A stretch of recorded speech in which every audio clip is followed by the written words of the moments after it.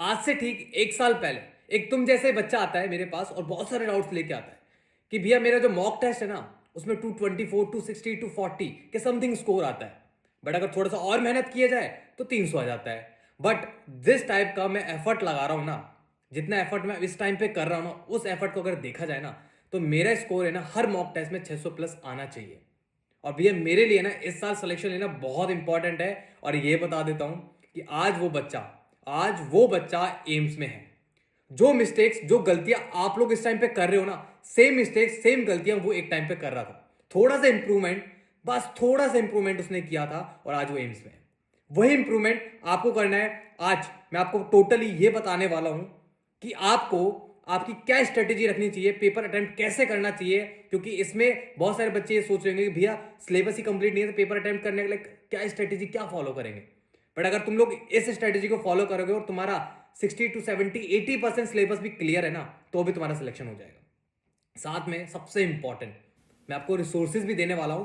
जो बच्चों ने आज एम्स में हैं, जो रिसोर्स उन्होंने हाईलाइटेड एनसीईआरटी फॉलो की थी, कुछ इंपॉर्टेंट नोट्स एंड ऑल, वो सारे मैं इसमें प्रोवाइड करने वाला हूं। तो ध्यान से सुनना और साथ में पेन कॉपी लेके बैठना भाई, ठीक है। साथ में नोट डाउन करना, 7 टाइप के पॉइंट्स डिस्कस करूंगा। और सबसे इंपॉर्टेंट, आप अपने एक बेस्ट मित्र को ये वीडियो शेयर करेंगे, ठीक है। सो स्टार्ट करते हैं।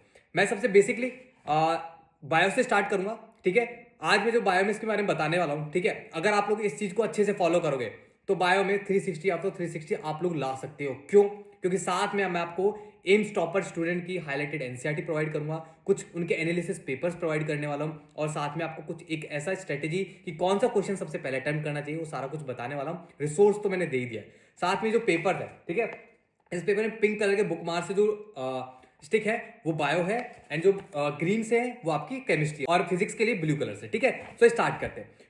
सो सबसे पहले हम आपके वो क्वेश्चन स्टार्ट करते हैं कि भैया सबसे पहले हमें कौन सा क्वेश्चन अटेम्प्ट करना चाहिए। स्क्रीन पर आपको शो रहेगा, ठीक है, सब कुछ शो हो जाएगा। तो सबसे पहला क्वेश्चन, इसमें 7 टाइप के क्वेश्चन है। सबसे पहला क्वेश्चन कौन सा है? 1 वर्ड क्वेश्चन। फिर आते हैं आपके match the column question. Third आपके आते हैं स्टेटमेंट वाइज क्वेश्चन, जिसमें आता है ना कि विच स्टेटमेंट इज करेक्ट और रॉन्ग। फोर्थ क्वेश्चन आता है अरेंज इन करेक्ट ऑर्डर, ठीक है, कुछ लाइंस होंगी आपको उनको करेक्ट ऑर्डर में अरेंज करना पड़ेगा। देन आपका आता है fifth statement, statement 1 is correct और स्टेटमेंट 2 इज करेक्ट। देन आपका आता है sixth question assertion reasoning, and last and final आपका आता है 7th question detail statement wise question. ये सारे क्वेश्चन मैं डिस्कस करने वाला हूं कैसे किसको अटेम्प्ट करना है। तो पहले स्टार्ट करते हैं 1 वर्ड क्वेश्चन। 1 वर्ड क्वेश्चन आपको सबसे पहले आपकी पेपर में बायो में सबसे पहले 1 वर्ड क्वेश्चन उठाने। 1 वर्ड कैसे क्वेश्चन कैसे दिखते हैं? स्क्रीन पे दिख रहा होगा, इस टाइप के क्वेश्चन होते हैं 1 वर्ड, जिनमें आपको 3 से 4 वर्ड्स गिवन होते हैं, आपको उनमें आंसर आइडेंटिफाई करना पड़ता है। अब इनका मैं सोर्स बता देता हूं कि 1 वर्ड क्वेश्चन कितने आते हैं, कितने वेटेज के हैं और कहां से एग्जामिनर देता है। तो सबसे पहले 46 क्वेश्चन आते हैं, 46 क्वेश्चन 1 वर्ड आते हैं, ठीक है। तो कितने नंबर के हो गए आपके? 184 नंबर के तो सिर्फ 1 वर्ड क्वेश्चन हो गए। सोर्स कहां से आते हैं भैया? जो आपकी एनसीईआरटी में ब्लैक कलर से बोल्ड कलर से कुछ हाईलाइटेड रहते हैं कुछ वर्ड्स, वो क्वेश्चन 1 वर्ड क्वेश्चन बनते हैं।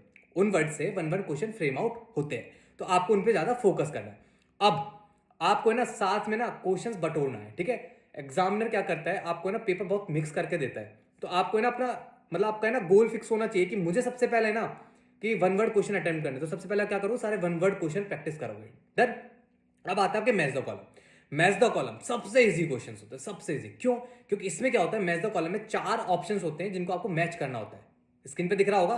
और इसमें सबसे बेस्ट ऑप्शन क्या है कि अगर आपने 4 चैप्टर के एक एक क्वेश्चन आएगा, ठीक है। मैच द कॉलम में जो पॉइंट 1, पॉइंट 2, पॉइंट 3, पॉइंट 4, इनमें से जो पॉइंट चारों पॉइंट है ना अलग अलग चैप्टर से होंगे। मतलब कि अगर आपने सिर्फ 3 चैप्टर या 2 चैप्टर अच्छे से पढ़े होंगे ना, तो बाय एलिमिनेशन मेथड आप लोग 2 क्वेश्चन के आंसर निकाल सकते हो, मतलब आइडेंटिफाई कर सकते हो। तो आपके यहाँ पे 99% चांसेस होते हैं कि आपका आंसर सही है, ठीक है। 100% कैसे श्योर करेंगे? साथ में जो कंटेंट देने वाला हूं वहां से आप करना, ठीक है।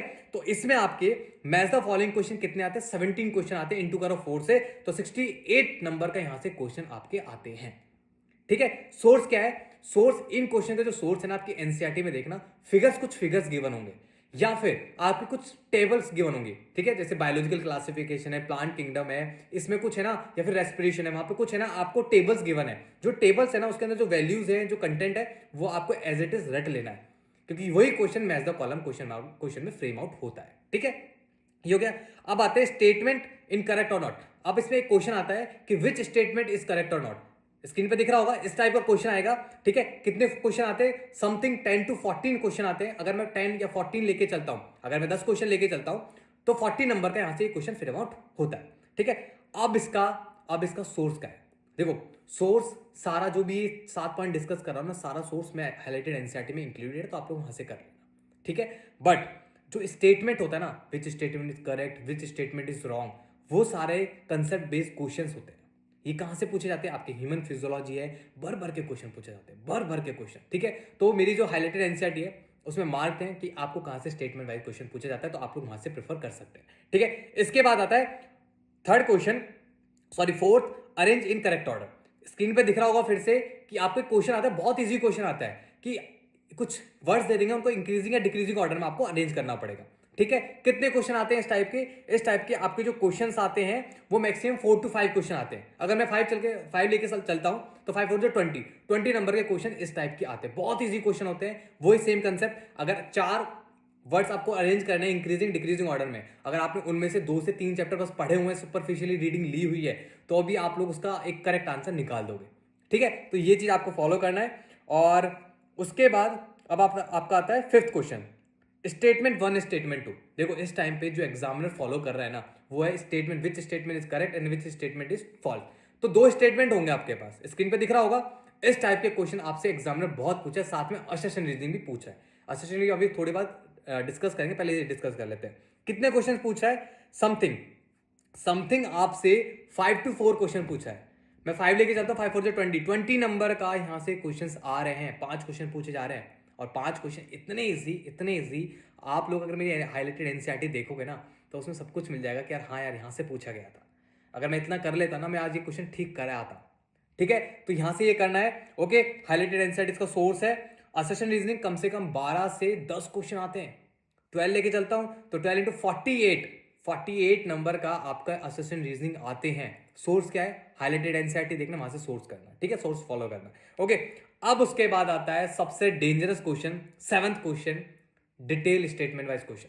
आपने देखा होगा आपके मॉलिक्यूलर बेसिस ऑफ इनहेरिटेंस, इस चैप्टर के अंदर कुछ न्यूमेरिकल्स होते हैं, ठीक है। मेंडलिज्म में भी कुछ न्यूमेरिकल्स होते हैं। अगर आप उन क्वेश्चन को देखा जाए तो बहुत ज्यादा टाइम कंज्यूमिंग होते हैं, बट अगर आप लोग इन क्वेश्चन को सबसे लास्ट में अटेम्प्ट करोगे, क्योंकि बहुत कम आते हैं, ठीक है, और चांसेस भी बहुत ज्यादा होते हैं ठीक होने के, तो आप लोग इन क्वेश्चन को सबसे लास्ट में अटेम्प्ट करना। और इनका जो सोर्स है ना, मेरे नोट्स है, नोट्स में डाल रहा हूँ टेलीग्राम से, तो वहां से प्रैक्टिस कर लेना। उन नोट्स के अंदर से एक भी क्वेश्चन बाहर नहीं आने वाला। लॉन्ग स्टेटमेंट मतलब डिटेल स्टेटमेंट वाइज क्वेश्चन से, इन टाइप के क्वेश्चन से मेरे नोट से एक भी क्वेश्चन बाहर नहीं आता है। अब फिर से एक सुपरफिशियली ओवरव्यू देता हूं कि सबसे पहले आपको कौन से क्वेश्चन अटेम्प्ट करने हैं। 1 वर्ड क्वेश्चन स्क्रीन पे दिख रहा होगा, सब कुछ मैंने दिखा दिया है। 1 वर्ड क्वेश्चन। देन आपको कौन से अटेम्प्ट करने हैं? Match the following. देन आपको कौन से अटेम्प्ट करने? स्टेटमेंट, ठीक है, स्टेटमेंट विच स्टेटमेंट करेक्ट और नॉट। थर्ड आपको, फोर्थ कौन सा अटेम्प्ट करना है आपको? Arrange in correct order. And the fifth कौन सा अरेंज करना है आपको? स्टेटमेंट 1 और statement 2। And 6 assertion reasoning. And 7th आपको डिटेल स्टेटमेंट वाइज क्वेश्चन। आपको ये सिक्वेंसिंग रखनी है पेपर को अटेम्प्ट करते टाइम, आपको थोड़ा हैबिट में लाना है। बट अगर आप लोग हैबिट में लाओगे ना ये चीज, तो सबसे बेस्ट पॉइंट जो इस चीज का है ना, वो ये है कि यार आप लोगों के साथ एक चीज होती है कि भैया पेपर पूरा अटेम्प्ट नहीं हो पाया। भैया कुछ क्वेश्चन ऐसे आए थे जो मेरे से छूट गए, मेरे को आते थे बट मैंने अटेम्प्ट नहीं कर पाई। उस टाइप की सारी प्रॉब्लम्स यहाँ पे सॉल्व हो जाएगी, क्योंकि मुझे पता है कि आप लोगों से कौन से क्वेश्चन छूटते हैं, कहाँ पे आप ज्यादा टाइम देते हो, कहाँ पे कम टाइम देते हो, ठीक है। तो अगर आप लोग इस सीक्वेंस में पेपर अटेम्प्टिंग करोगे, ठीक है, करोगे ना, तो आपका पेपर भी नहीं छूटेगा। और ये जो एक आपका ड्रीम है 360 आउट ऑफ 360 मुझे चाहिए, तो वो भी आपका आ जाएगा, ठीक है। अगर आपको वीडियो अच्छा लगा हो तो प्लीज कमेंट करना, ठीक है, प्लीज कमेंट करना, क्योंकि इसके बेसिस पे ही मैं आपको नेक्स्ट फिजिक्स एंड केमिस्ट्री की वीडियो प्रिपेयर करूंगा। साथ में कंटेंट भी दूंगा, बहुत सारा कंटेंट भी दूंगा। और जो आज इस वीडियो में आपको इसके साथ जो कंटेंट देने वाला हूं ना, आप अपने एक मॉक टेस्ट में ना फॉलो करके देख लेना, और उसके बाद है ना उसका स्कोर देख लेना। आप लोग खुद शॉक्ड हो जाओगे कि यार भैया काश पहले मैंने ये कर लिया होता, ठीक है। तो सारा कंटेंट मैं दे रहा हूं, ठीक है, तो आप लोग कर लेना, टेलीग्राम पे सारा प्रोवाइडेड कर दिया है। सो ऑल द बेस्ट, अच्छे से प्रिपरेशन करें और अपने फ्रेंड के साथ शेयर जरूर करना है, ठीक है। So all the best.